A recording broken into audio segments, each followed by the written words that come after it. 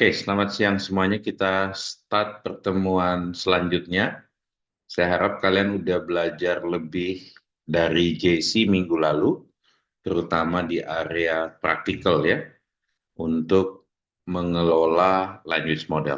Oke, Ah, kita akan masuk ke materi berikutnya. Kalau di D2L itu mengenai generative adversarial network. Saya ingin jelasin ini. Setelah itu nanti kalian bisa buat code-nya dengan JC. Jangan worry soal code, karena AI nulis code lebih baik dan lebih cepat dibanding kita semua ya. Ini contohnya, dia bikin pakai any language, dia bisa buat code yang dulu agak sulit kita tulis ratusan line of code dalam waktu hitungan detik ya. Jadi cara belajar kalian adalah pahami mathematical modelnya, tahu step by step arsitekturnya bekerja, dan tahu cara minta code yang tepat dengan halusinasi yang lebih rendah. Oke, sebelum masuk ke GAN, ini state of the art model untuk image generation. Saya pengen cerita dulu dari buku kita di MLVR mengenai density estimation dan generative model sebelum kita masuk ke GAN-nya ya. Nanti GAN itu akan ada di chapter 11, buku Deep Learning via RAS. Saya harap buku ini akan kelar di bulan ini, dan tugas-tugas UTS kalian akan datang dari buku ini. Jadi semoga buku ini juga bisa melengkapi D2L, sehingga kalian bisa implement banyak GAN model. Ya. So let's start dengan apa itu density estimation. Oke, so kalau saya punya observation, kayak di gambar ini, observationnya titik-titik data ini, di dalam teori probability kita katakan bahwa harusnya ada probability density yang mengenerate observation data. Problemnya adalah saya tidak tahu yang mana probability density. Di sini ada yang 0,3, 0,5, dan 1,0. Saya tidak tahu, dan kemungkinan saya tidak akan tahu. Saya ulangin, saya tidak tahu dan kemungkinan probably saya nggak akan tahu. Oke? Karena pola yang di sini ini cuma pola data 3 dimensi. Tapi kalau image itu sudah higher dimension. Oke? Kalau 3 dimensi ya mungkin saya bisa fit, cari yang mana. Saya bisa visualize, cari yang mana probability density yang kemungkinan mengenerate observation data. Oke, so density estimation ini pelajaran di probability.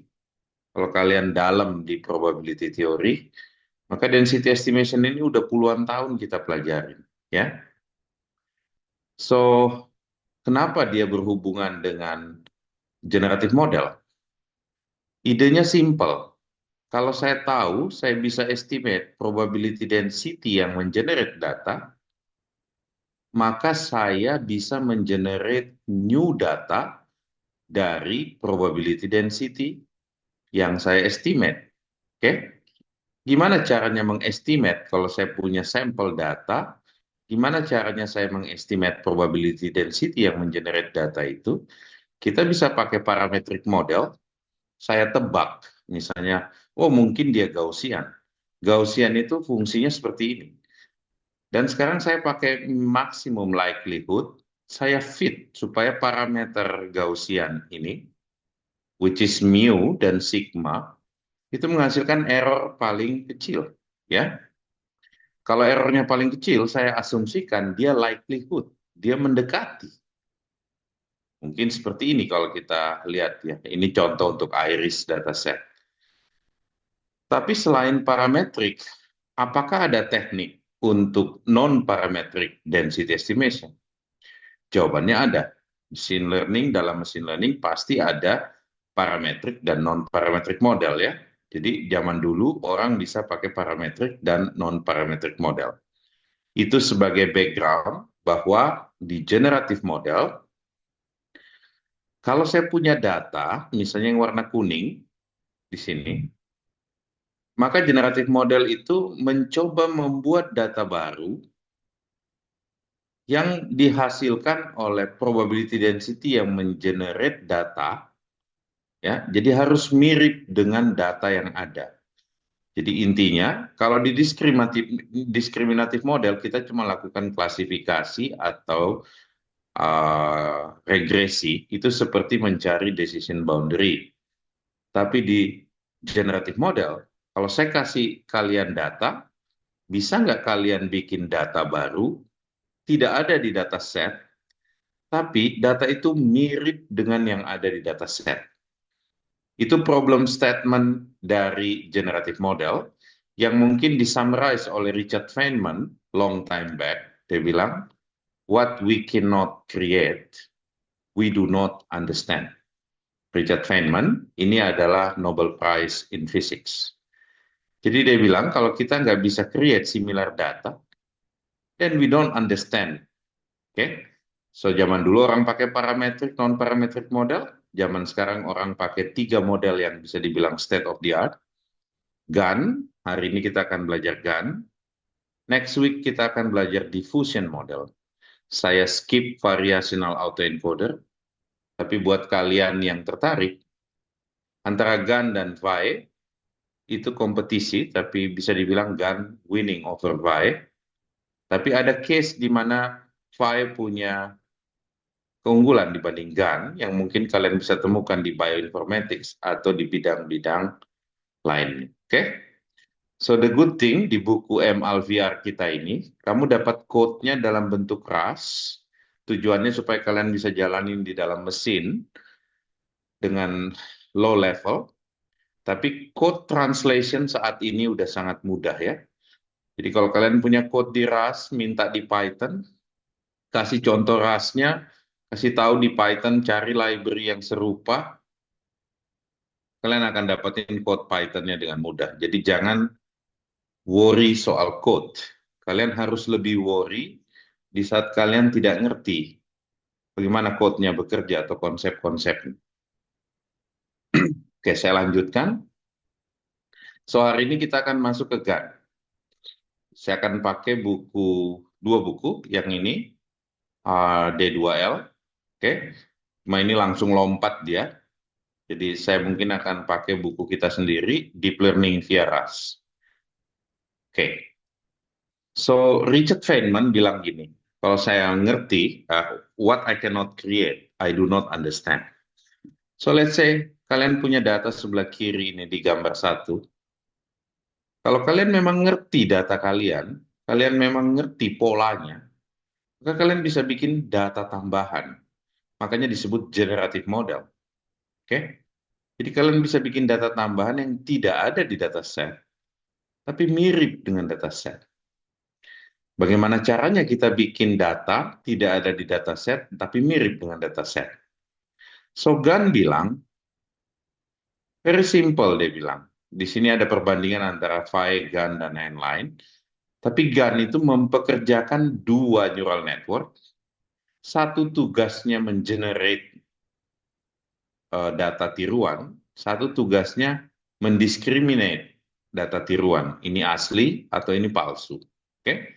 Kalau dua neural network ini saya compete dalam game, dalam zero sum game, maka pada saat equilibrium atau convergence, generator bisa mengenerate image data sintetik dan discriminator nggak bisa membedakan lagi apakah ini asli atau ini fake. Ya, kalau kalian bisa download aplikasi kayak Face App ya atau Deepfake, dia bisa generate image, fake image, tapi kalian nggak bisa bedain ini asli atau ini fake. Oke? So, bagaimana GAN bekerja? So, dari real sample dataset, Ini gambarnya kelihatan ya. Oke. Saya bikin mini batch dan saya masukkan datanya ke dalam discriminator. Oke, anggap tidak ada generator. Discriminator ini neural network yang tugasnya cuma bilang ini asli atau ini palsu.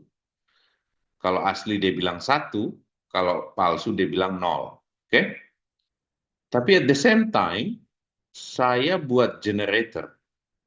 Generator ini inputnya dari latent space, kayak distribusi Gaussian yang kita udah tahu bentuknya. Anggaplah kita sebut latent space.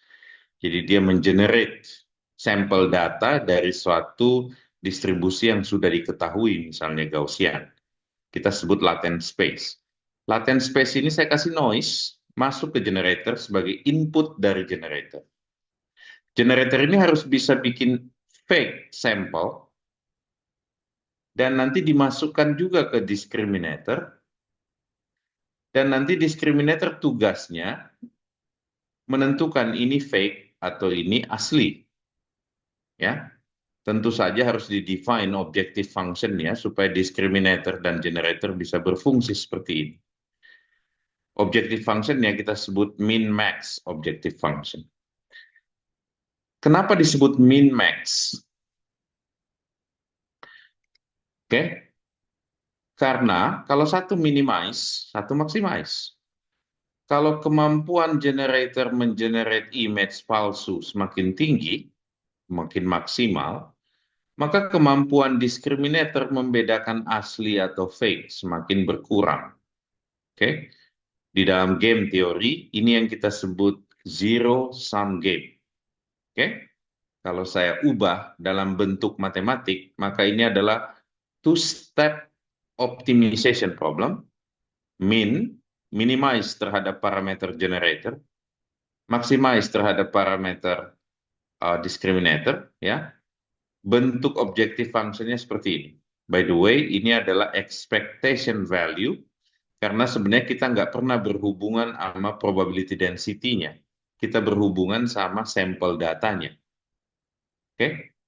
Jadi saya nggak pernah tahu sebenarnya probability density yang mengenerate data real atau data fake di generator. Saya cuma punya sampel datanya. Makanya di sini saya ditulis itu expectation value. Oke? So, ini ternyata diturunkan dari teori probability yang menyatakan bahwa probability density generator dan discriminator itu jaraknya didefine dengan Kullback-Leibler divergence. Apa itu KL divergence?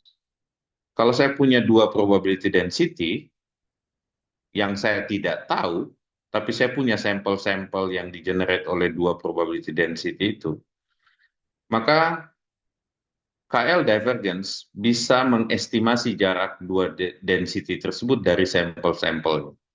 Bentuknya seperti ini, tidak simetri, tapi bisa pakai yang versi simetri dari Jensen-Shannon divergence.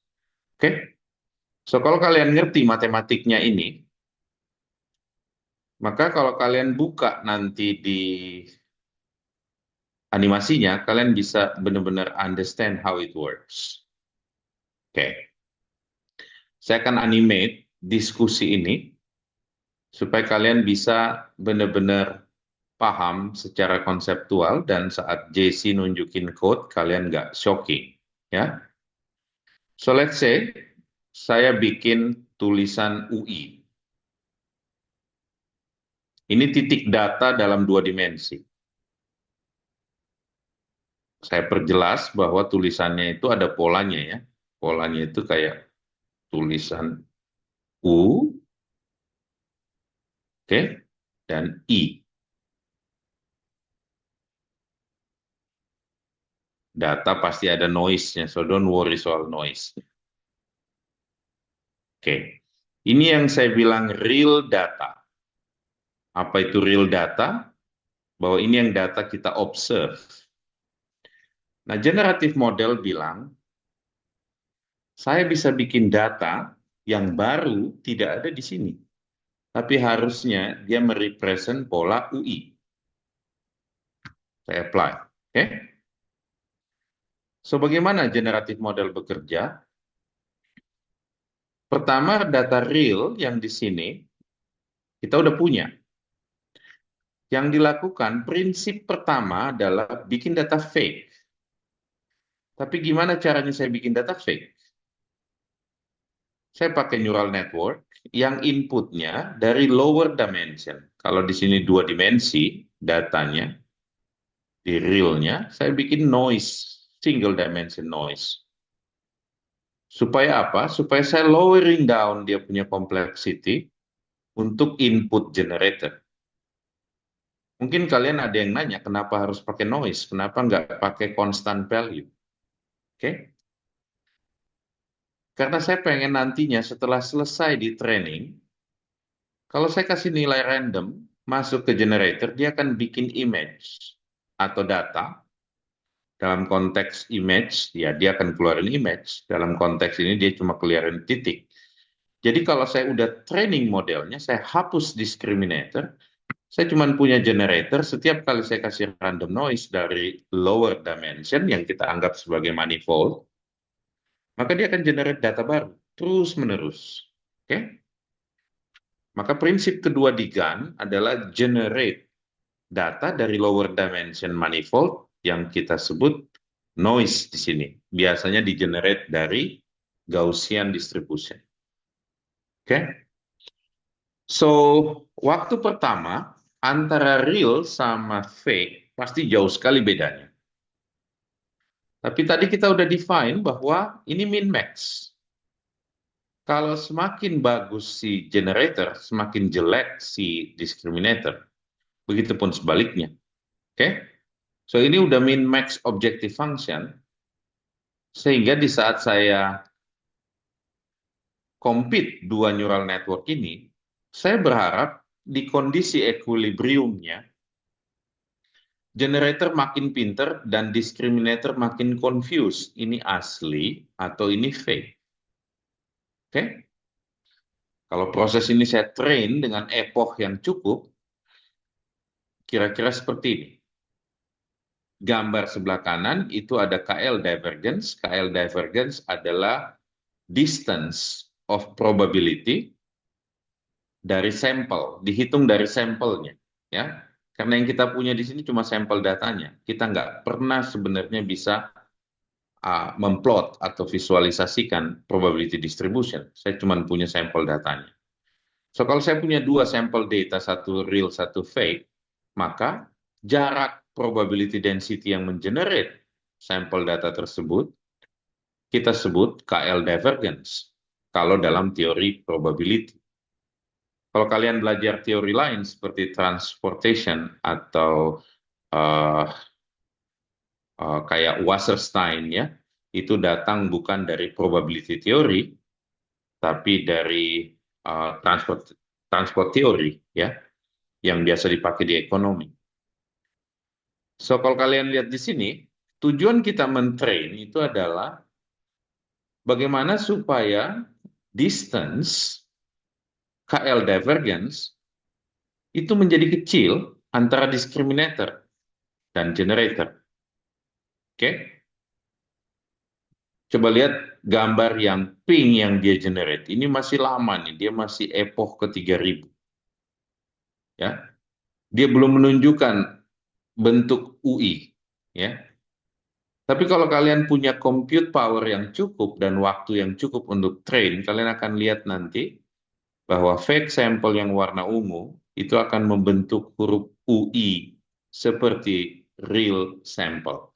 Tentu saja akan takes time, karena untuk mencapai equilibriumnya, which is waktu pertama GAN dibikin, itu mereka pikir bahwa equilibrium atau convergence dari model ini itu adalah Nash equilibrium. Tapi in fact, beberapa tahun setelah itu kita tahu bahwa itu bukan Nash equilibrium. Kita nggak pernah nyari Nash equilibrium. Ini cuman multi-step gradient descent. Bahwa saya minimize dulu, saya maximize setelah. Oke, so saya balik ke sini. So dalam GAN, kita punya dua kali optimisasi, satu minimizing, satu maximizing, ya. Jadi kalau kalian lihat code-code GAN itu sebenarnya simple sekali, mungkin bisa kalian lihat di sini ya. Wasserstein GAN ini merevisi KL divergence yang dipakai, tapi dia dari transport teori ya. Jadi Wasserstein ini sebenarnya bukan dari probability theory, tapi dia dari transport teori, oke? uh, optimum transport atau optimal transport teori, ternyata dia bilang kita nggak usah terlalu ribet bentuk apa bentuk objective functionnya, cukup seperti ini bahwa Wasserstein distance-nya itu cukup diestimate sebagai supremum dari expectation value data terhadap fx dan expectation value data yang dari generator. Jadi lebih simple Wasserstein-Gunn definition-nya, sehingga kita bisa train modelnya lebih cepat. Dan gun-gun sebelumnya yang pakai KL divergence seperti ini, itu sering saturasi. Epochnya jalan terus, tapi dia generate data yang sama. Seperti yang kalian lihat di sini, ini udah saturasi dia. Dia nggak berubah-ubah lagi data yang dia generate. Ada something wrong. Oke? Okay? Jadi KL divergence sama Jensen divergence itu sering terkena problem ini, bahwa dia saturasi dan stop learning. Kapan dia stop learning? Kalau dia generate data sama terus, ya. So problem itu solve oleh Wasserstein distance, Wasserstein divergence yang didefine di sini, ya. Juga ada beberapa improvement menggunakan Wasserstein pakai gradient penalty, ya, dan lain sebagainya. Ini hanya contoh code dalam bentuk RAS, tapi kalian bisa nanti belajar sama JC bagaimana bikin kode GAN kalian supaya bisa jalan dengan Python. Ya, buat saya tidak ada bedanya RAS sama Python saat ini. Oke, waktu kita train GAN pakai KL divergence dan Jensen-Shannon divergence itu selalu stop kayak persis kayak gini. Epochnya jalan, ininya nggak jalan ya, dia nggak generate. Oke, artinya modelnya tidak lagi mengenerate, artinya gradiennya habis, udah nggak ada yang dia bisa generate. Oke, tapi problem itu solve sama yang namanya uh, Wasserstein distance tadi, ya. Jadi sampai sekarang banyak yang pakai Wasserstein distance karena masalah saturasinya KL divergence, ya. Nah, ini datang dari Wasserstein ini datang dari teori optimal transport, sehingga dia come up dengan bentuk yang lebih sederhana dari optimization problemnya menggunakan dua kali stochastic gradient descent. Oke, satu untuk minimizing, satu untuk maximizing. Oke, code-nya saya bisa skip. Oke, di sini saya ceritain background-nya stability dari gun model, ya. Terus harusnya gampang sekarang minta code-nya. Terus bagaimana dia generate image dari noise, input noise, lower dimension. Dia pakai deconvolution neural network. Supaya kalau saya kasih noise masuk ke sini, di si gun-nya akan keluarin image di ujungnya. Tentu saja image awalnya masih kayak TV rusak.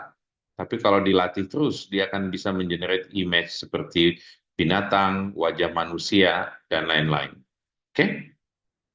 Ini conditional gun supaya dia bisa mengenerate data sesuai perintah. Misalnya datanya MNIST. Saya bilang, coba generate angka 1 aja. Ya, caranya gimana? Waktu saya train conditional gun, saya juga masukin labelnya. Sesimpel itu. Ya, oke. Gun performance, karena ini adalah model yang disebut generatif atau unsupervised, sulit untuk mengatakan bahwa quality dari generation ini bagus atau tidak kalau kita nggak lihat dengan mata kepala sendiri. Dan secara matematik, ada metrik-metrik untuk melihat, untuk mengukur hasil generation, tapi tidak ada yang sempurna. Misalnya inception score dan Freshet inception distance. Dua-dua ini sering dipakai untuk evaluasi GAN, kalau kalian lihat di papers ya. Dan kalian bisa lihat definisinya di sini. Ternyata saling melengkapi. Yang satu melihat seberapa diversity-nya image yang di-generate, yang satu ngelihat seberapa bagusnya image itu di-generate. Oke? Karena memang generatif model ini agak sulit untuk kita evaluate kalau kita nggak lihat datanya.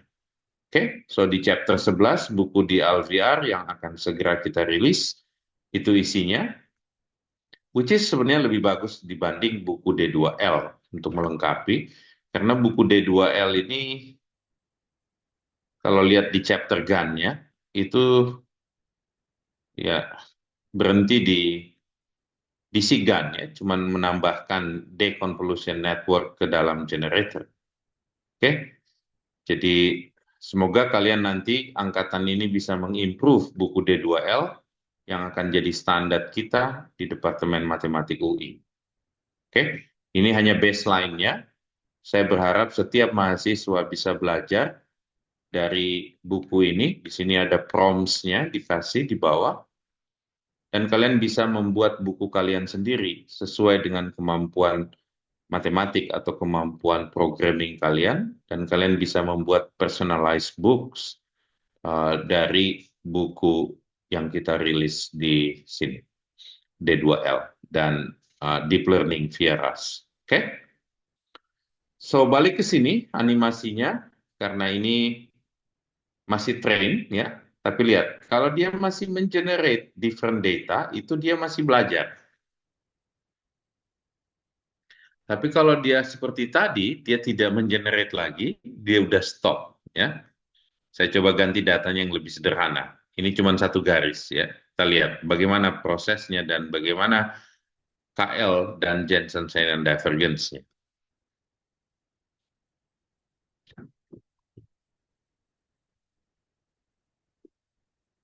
Oke, cara bacanya kalian harus lihat.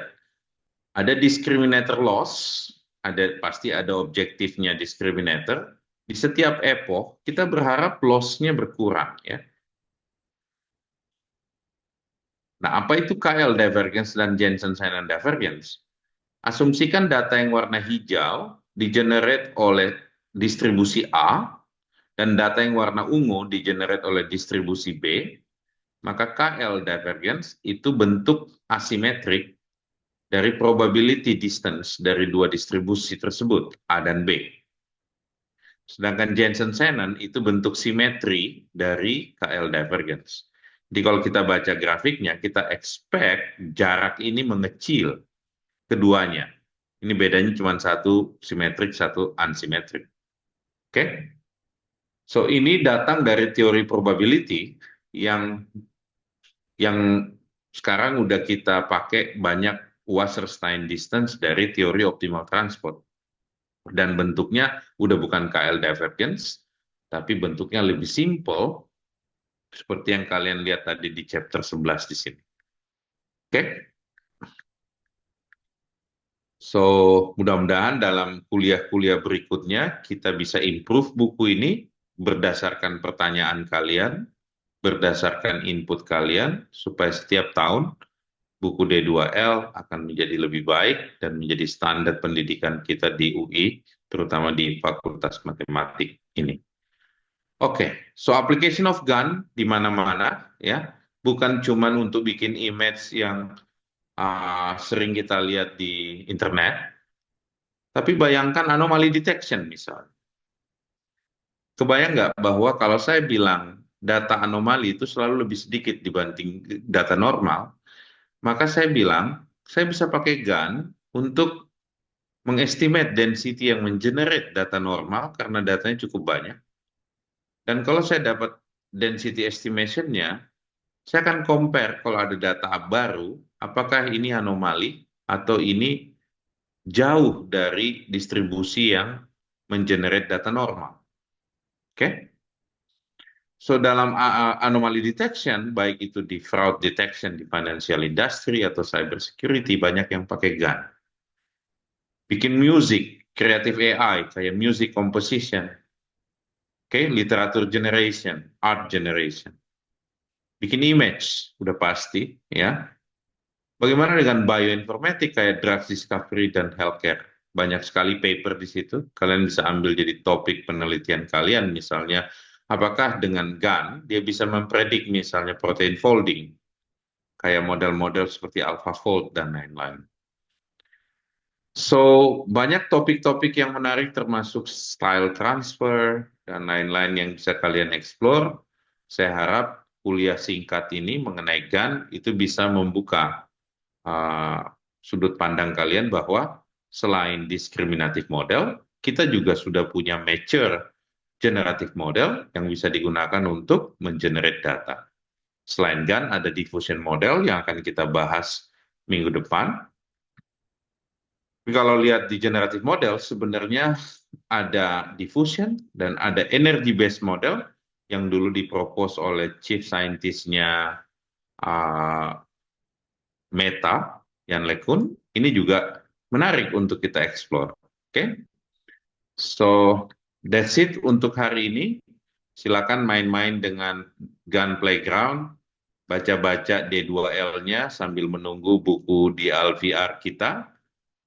Fokus dulu ke D2L dan belajar sama Jesse gimana untuk bikin sampel code seperti ini untuk mengenerate uh, data dari existing data.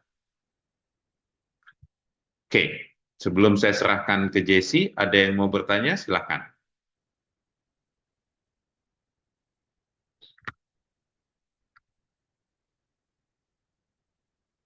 Ini semuanya dari S1, S2, atau ada yang S1 di sini?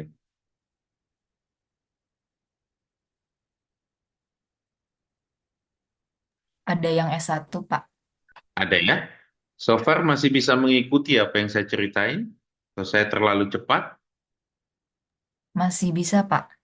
Masih bisa ya?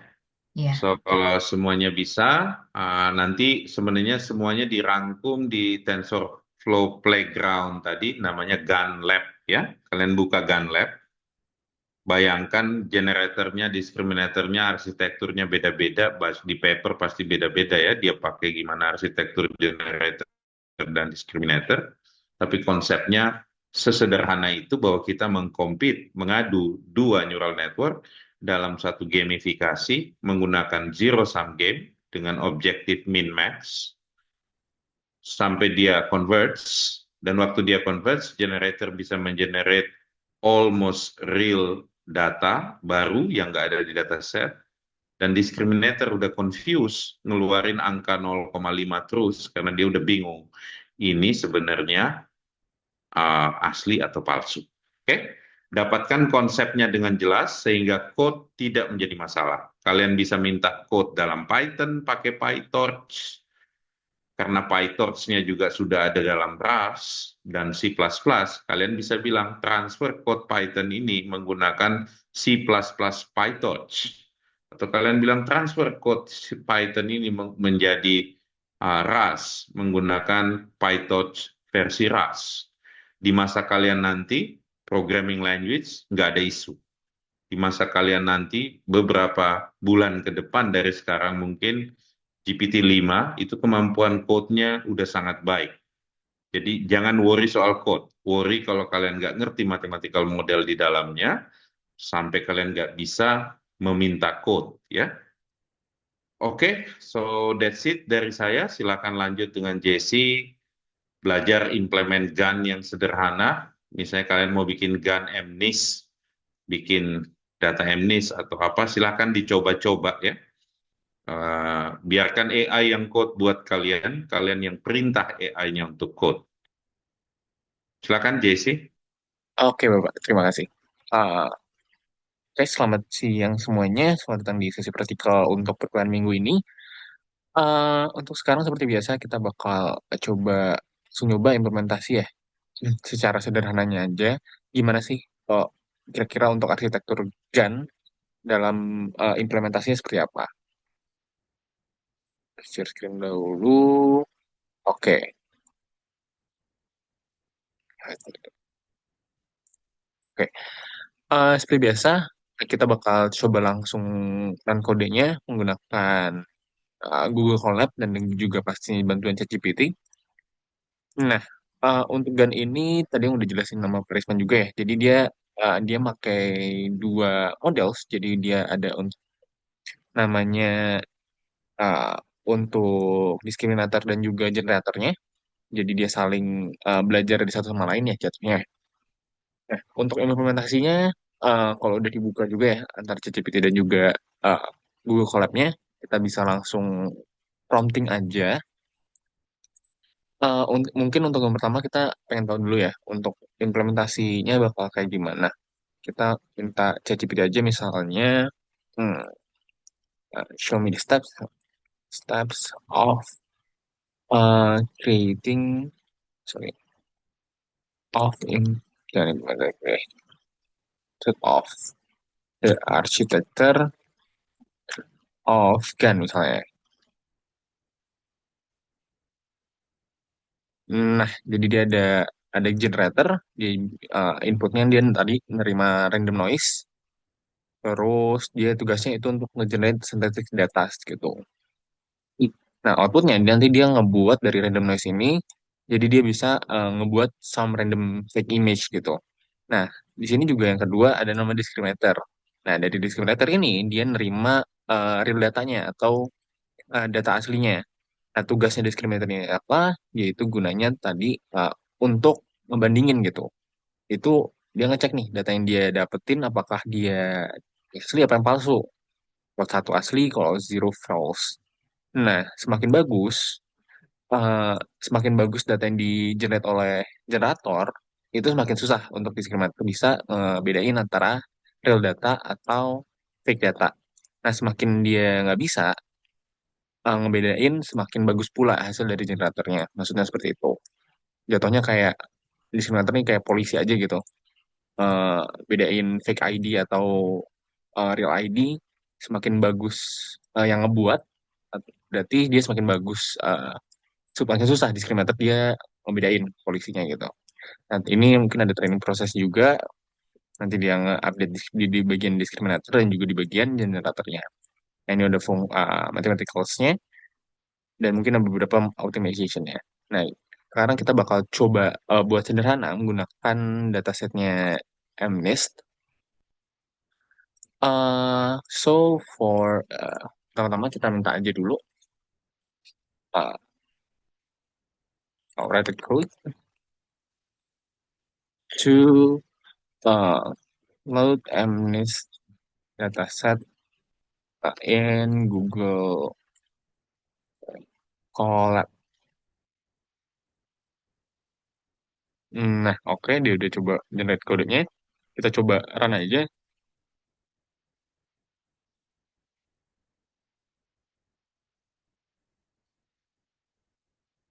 Dia masih connecting. Kalau lihat diri sekelas, dia cuma nge-load MNIST-nya, terus dia nge-normalize. Jadi kan range-nya itu antara 0 dan 255 ya. Kalau di normalize, dia ganti rubah range-nya jadi 0 ke 1 gitu. Berarti di sini kalau ada nilainya 127, dia ke 0,5 harusnya ya. 75, iya. Nah, terus dia cuma ngeprint hasil shape-nya seperti apa. Dia masih nge-load ya.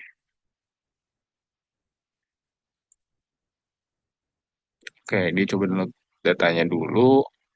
Oke, di sini ada outputnya. Jadi di trainingnya ada 60.000. Di sini tuh dimensi dari datasetnya.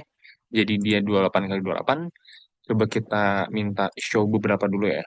Hmm, Let me file to show some of the dataset gitu ya.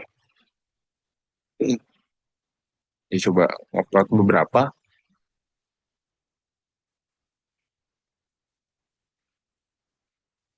Nah, di sini ada datasetnya ya. Jadi dari MNIST-nya udah ada semuanya datanya. Misal untuk 5 seperti ini, 0 seperti ini, 4, 1, dan 9, dan sebagainya.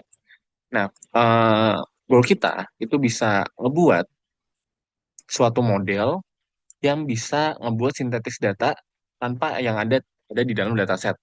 Jadi model ini tuh bisa buat semacam fake data yang bisa merepresentasikan label 0 gitu, angka 0 atau angka 4 dari 1 sampai 9 lah intinya. Ini masih yang paling ini ya, paling simple ya. Juga ini juga kecil harusnya, cuman pasti takes time juga soalnya dia 28 kali 28 ya. Mungkin yang lebih tinggi lagi atau lebih ini lagi tadi udah jelasin juga, misalnya kita pengen buat kayak di fake gitu. Itu kan jatuhnya kita cuman ngebuat fake data yang udah di-train dengan banyak data seperti itu. Semakin susah ngebedain fake atau reals dan semakin bagus pula dia tuh modelnya seperti itu.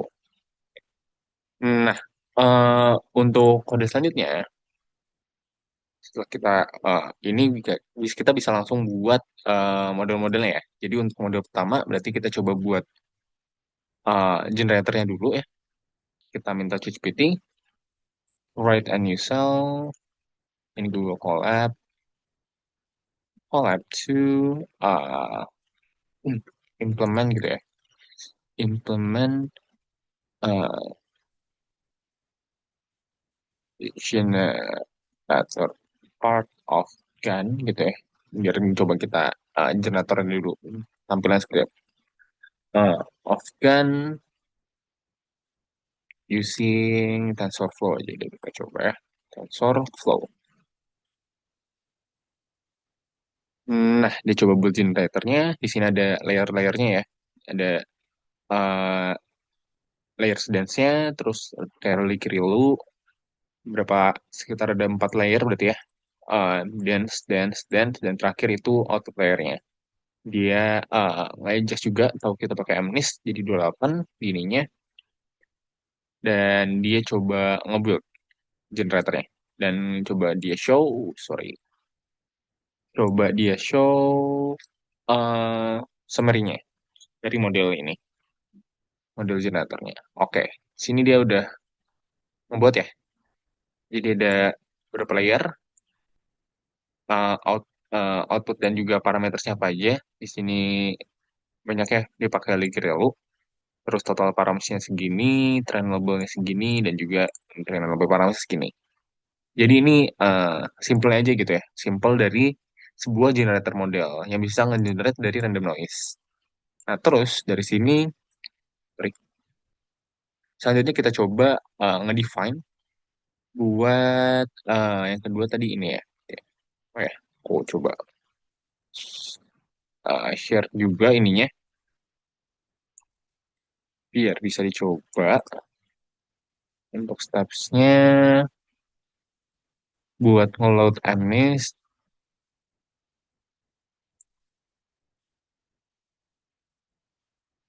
Nah, terus di sini untuk show-nya ya. Nah, terus yang tadi terakhir untuk dia implement dari eh bikin generatornya ya. Atau dia coba nge-define dari generator part dari GAN lah ya. Nah, selanjutnya tadi kalau udah kita buat generatornya, yang kedua kita butuh discriminatornya. Kalau dari sebenarnya dari Polo Club juga ada misalnya GAN. GAN model. Ya ini GAN itu Generative Adversarial Network ini. Dia tugasnya generate fake images ya jatuhnya ya. Eh, ini yang tadi udah jelasin juga. Jadi dia ada generator nge-generate fake sample, dia dicek sama discriminator yang dia punya real samples-nya juga, tapi dia nggak tahu itu real atau fake. Ini tugasnya untuk ini aja, tugasnya untuk ngebandingin aja, seperti itu. Sorry, tadi.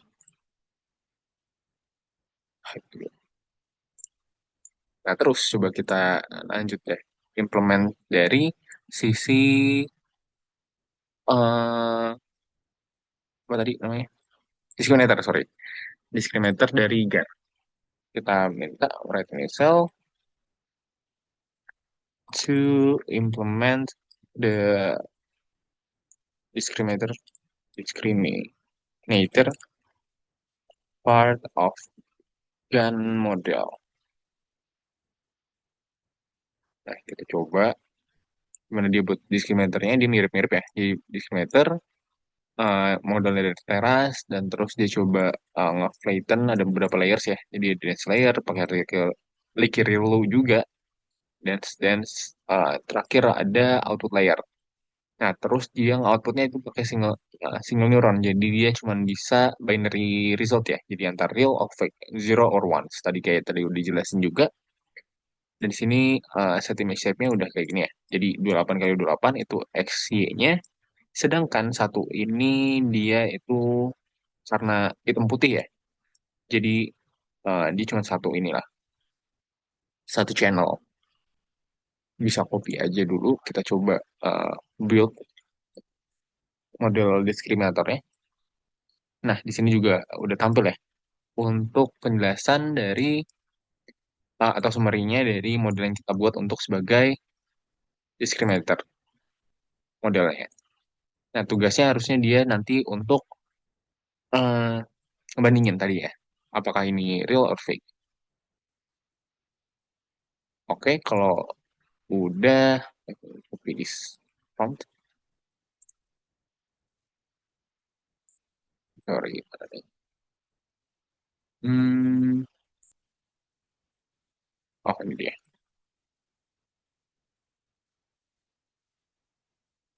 Oke, kalau udah kita sebenarnya tinggal bikin namanya, sorry, namanya training loop-nya aja ya. Jadi tinggal minta ChatGPT aja. Uh, lagi returning cell to misalnya, sorry, to train, sorry, jangan to train dulu deh. To combine the generator and discriminator model to create a GAN model. Kita coba aja. Misal jadi buat nge-combine generator dan discriminator untuk satu GAN model. Nah, di sini dia cuman oke aja dulu deh. Paste. Jadi dia uh, make the discriminator not trainable. Oke, jadi discriminator itu dia nggak nge-train ya. Dia cuma tugasnya ngebandingin real or fake.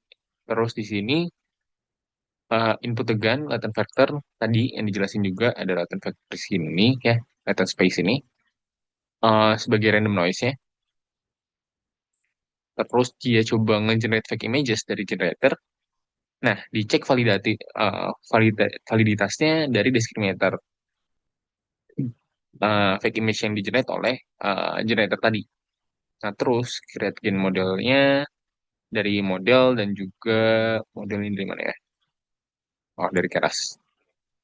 Latent input dan juga validitas dari discriminator yang ngecek real or fake.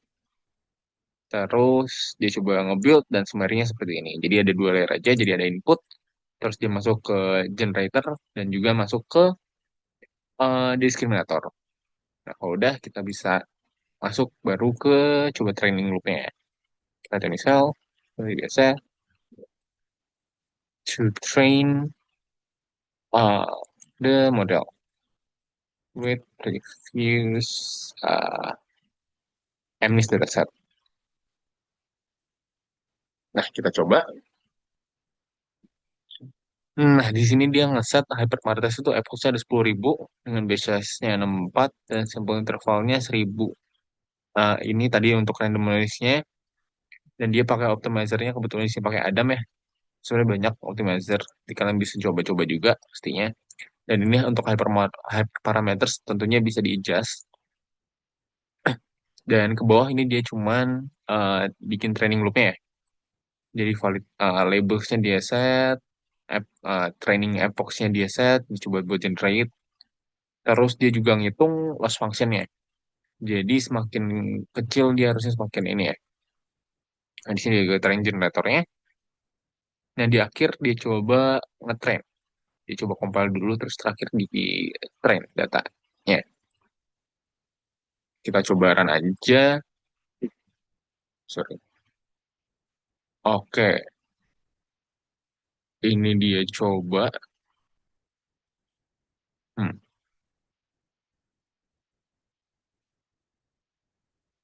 Nah, tentunya coba ini aja ya, coba stop dulu. Kita mungkin harus pakai yang runtime-nya T4, yang GPU, biar dia lebih cepat ngetrainnya juga. Coba kita tunggu dia connecting.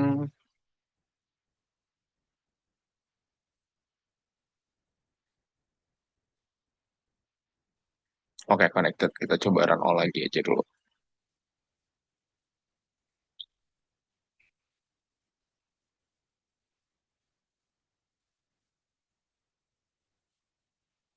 Oke, downloading lagi. Coba show. Dia coba build generatornya. Dia coba discriminator, gen model. Dan dia coba ngetrain. Nah, ini lebih cepat ya. Jadi, ini intervalnya di setiap 1.000 ya. Berarti setiap 1.000 epoch dia coba ngeprint. Nah, dia coba ngeprint sekali di sini. Nah, di sini kebetulan untuk train terutama gambar sih. Ini kan dimensinya 2 ya untuk gambar. Sebenarnya kalian bisa coba juga misalnya pengen nge-generate teks data. Ini kalau dia kan konteks data harusnya satu dimension aja ya. Harusnya juga bisa. Kalian coba-coba aja ganti-ganti prompt-promptnya atau tuning-tuning lainnya. Tapi kebetulan ini pasti lumayan bakal makan waktu lama. Jadi aku udah sebelumnya juga pernah nge-train ya. Contoh gimana sih hasil dari training dari GAN ini seperti apa. Jadi aku coba pull up yang itu aja ya. Biar nggak habis waktu nungguin dia nge-train. Sebentar ya.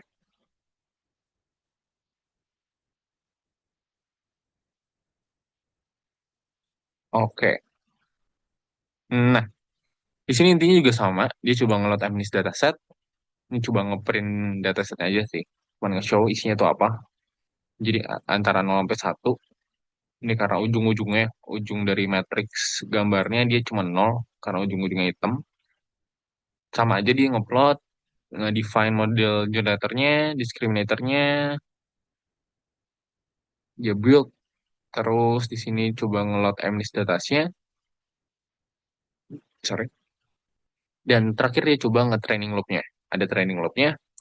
Nah, kalau dari sini dia tuh awalnya masih random noise. Jadi tuh, sorry, eh, dari generator dia ngebuat random noise dari laten tadi ya, laten namanya tuh ya ini random noise lah, random noise, latent space dan sebagainya. Awalnya dia masih emang masih noise aja gitu, cuman hitam putih tanpa kayak radio aja. Nah, setiap epoch dia tuh belajar kira-kira mana yang bagus, mana yang eh, kelihatan susah dibedain gitu kan.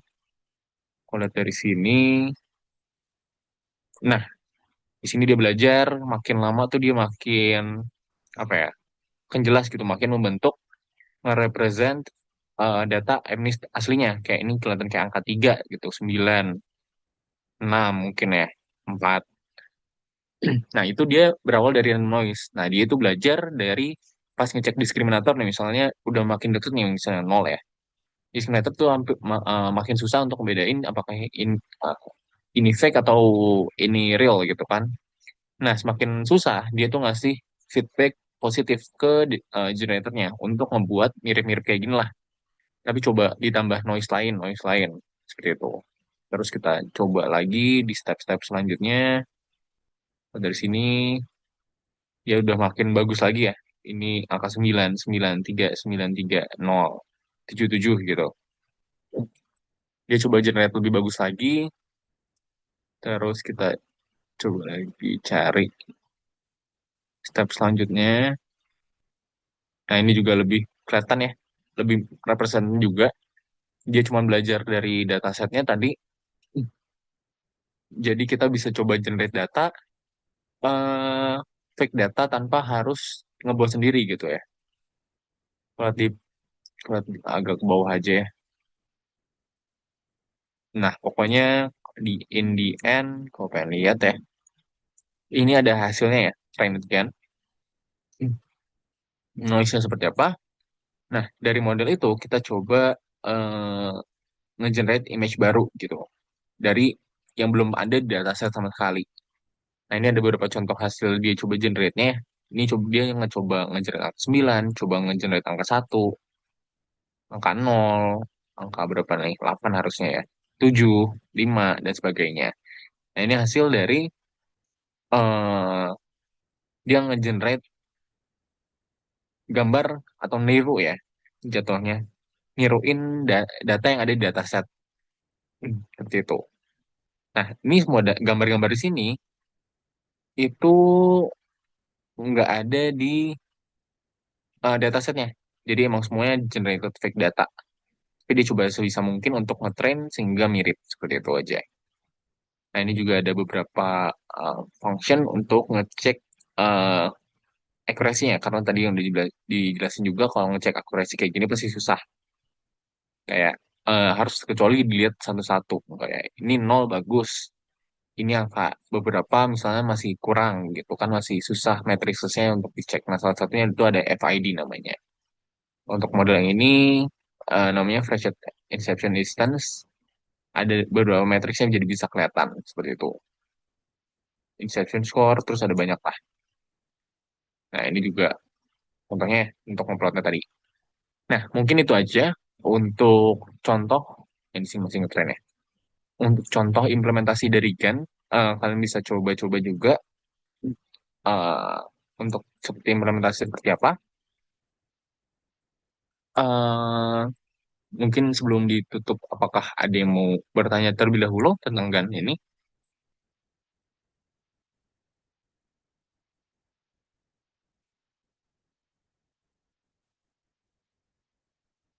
Oke. Eh, Kalau belum ada, eh, saya stop share-nya dulu. Terima kasih semuanya. Terima kasih sudah mengikuti sesi praktikal dan perkuliahan pada siang hari ini. Terima kasih.